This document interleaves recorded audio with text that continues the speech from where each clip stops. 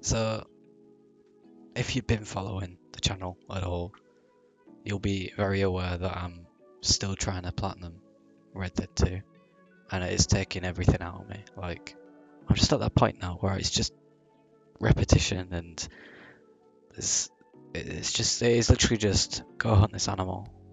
All right, you've done that. Now go find some flowers, and then do it all over again for Herbalist 9. If you know, you know. But because of that, I found myself running back to my traditional like comfort games. I mean, I don't know if comfort games is an actual term, but so they're just games that you come back to like once every year or whatever. Um, and I was thinking to myself like a lot of these games I wouldn't actually I'll say that some of these games I wouldn't think to recommend to people because like they're not objectively masterpieces. They are good games. I'll always stand by, but it seems that quality isn't something that is important for these types of games. The game that got me thinking about this is Need for Speed Hot Pursuit, which, if you saw my platinum video, yeah, I've just finished this. But I just couldn't help myself getting back onto it with the remaster for the PS4. So I mean, I've completed it twice before. Once on PC, and then the platinum on PS3, and then I guess I'm going for this as well now. But it's just such a nice game because it's so easy to just jump in and out of it with how the levels are structured, which is really nice. So you don't have to have a lot of time on your hand or mental energy at all. But it's an interesting game though because on paper I wouldn't go for it. Like it doesn't seem bad on paper, but it just seems okay. But I just constantly come back to that game. I mean, at its core, its mechanics are great, which is it's why I come back. Like drives great, it feels great. One of the better racing games I have played. But would I recommend it to everyone? Probably not. I mean, depends how deep you are in the racing rabbit hole. But if you like racing games, definitely give it a try. Especially games where you can just ram into people, not really think about it. Now, next comfort game is Minecraft. I'm not gonna talk about it really. Like, Minecraft. I would recommend Minecraft to anyone really. But for me, Minecraft's less of a game and more like kind of like a diary, honestly, because I just play on the same world that I have done for like 4 years. So it just keeps evolving as I do, and I can just walk around. Now here's another one, which for me it is pure nostalgia really, and that's Skylanders. Like many of the games really, but it's really cool to do something a bit different with the portal and the figures. It's just nice. If I'm going back to any of them, it'd be Giants because Giants is definitely my favourite. But I will go back for the later ones, just because a lot of the character designs are really cool. And yeah, I mean, I don't think I'll ever let go of Skylanders. It's just always going to be there. Well, I say always going to be there as long as the chips lasts. I don't know what I'll do after them, but I'm sure I'll find a way. But with Skylanders, I don't know if I'd recommend it. I think the first game is really cool, especially if you've got younger kids. I think it'd blow them away still today. But in terms of the quality of the game, it's not, it's not a masterpiece. I really appreciate the world building and the music and the overall vibes of it and the characters. But gameplay wise, it's very simple. Puzzles are quite simple, not frustrating. But I do think that it does work in its favour, and you kind of see that with a lot of the games on this list, really. It's these games that are quite simple, to come months later when you're really rusty, and you can just really easily slip back into it. But I think that's kind of a theme, isn't it? Like simple themes. It's just nice to come back to. Okay, here's another one which is very nostalgia based, but it is a very good game. But yeah, this is Arkham City, Batman Arkham City, which is a game that I played to death when I was little. Always going around to friends' houses playing that. So naturally, it's a game I would just go through the story basically every year. Again, its core gameplay is really fun, really. I say not clunky. It is a bit clunky. Like whenever I'm playing, I do always think, oh yeah, there's that Arkham City jank. Like when Batman will just run onto, I don't know, Bannister or something like that. But other than that, it still feels great. Fun to play, fun to get into, and you can always just jump into the Riddler challenges, which I've been slowly, very slowly chipping away at on my PC save, probably for the last 6 to 8 years. Here's a bit of a weirder one. Tomodachi Life. This is a game that I have played to death. 100% is my most played 3DS game. It is one of my favourite games of all time, honestly. Because it's just so weird and funny, and it like the writers had a good time making it, and it's like watching a soap opera or a reality TV show or something, and just seeing what all you little guys get up to.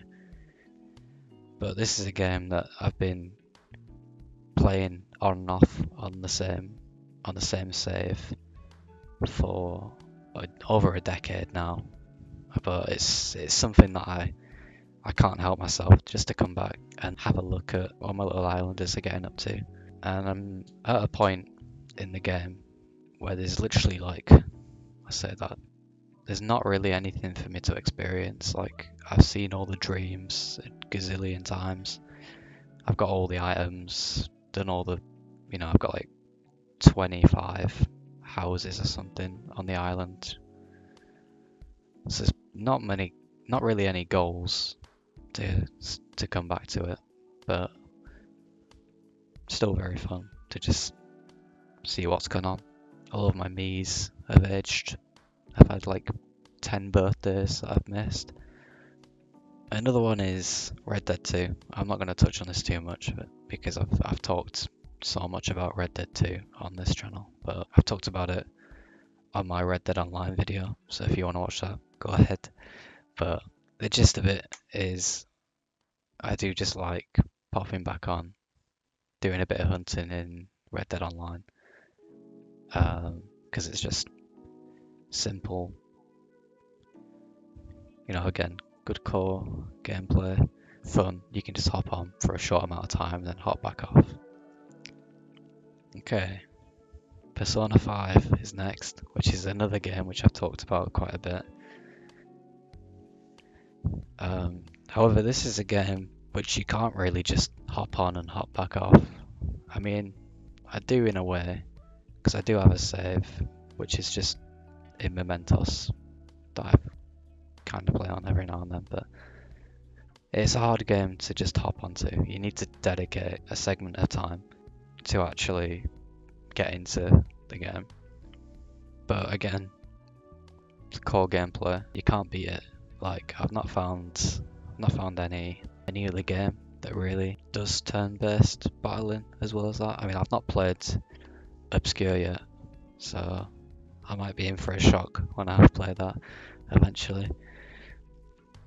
But I really love it. I am quite fatigued with the story. Like, I basically just skip all the things, all the cutscenes, and just focus on playing through the palaces and Mementos just to do the battling.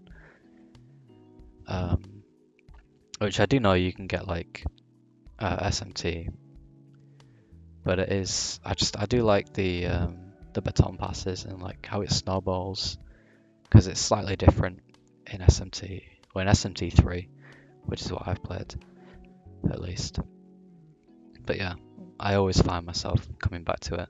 But I have actually been thinking of playing Persona 4 again because I really like the story in that game, even though the combat mechanics are a bit less fun. But I have just got a Vita, which I might make a video about. We'll see. Okay, the next one is The Sims 4, which I hate The Sims 4. I can't lie. I don't like it at all. I say that it's a bit of an overstatement, but you know, just the way it launched and how you've got to buy all these expansions to actually experience anything, it does rub me the wrong way, but they can get away with it. I've still got like 10 expansion packs anyway. They've got me. Okay. I think they could definitely do a lot better with The Sims, but it's just The Sims, isn't it? Like you've got to come back to it. So I end up coming back every year. I'll buy a new expansion pack, play around with that, play around with my households. I'll have like Kratos and Gru, which getting up to no good, and then you just have wacky shenanigans going on. It's a bit like Tomodachi Life, isn't it? But I'm sure you'll get it with The Sims. I think the final thing I'll talk about is Lego Marvel Superheroes. This is another big one in like why is this a comfort game for me? It is quite nostalgia based, but also it is the best Lego game I've played. I'm not really huge on Lego games. They're just not usually like challenging or stimulating enough. But they're a nice type of game to play in between like more intensive things, or if like I'm absolutely frazzled from a long day. You know, it might be the only thing that I can warrant playing. But the thing with Lego Marvel is I don't even like Marvel that much. Like I would say I'm a DC guy, but I'm not even a DC guy. Like I like Batman, but that's literally because of the Arkham games, and that's that. But Lego Marvel is just such a good open world. All the little challenges and the gold bricks, they're pretty good. There is some repetition, but like comparing it to the Skywalker saga, jeez, refreshing compared to that, I tell you. And I mean, it controls simply, it controls alright. I'm not sure if I would recommend it to anyone. I think if you were looking to play a Lego game, it would be one that I'd say, yeah, if you've not played it, definitely give it a go. I think it's the best one. But I wouldn't really recommend it to anyone that doesn't like Marvel or Lego games, really. But it is a game that I come back to basically every year.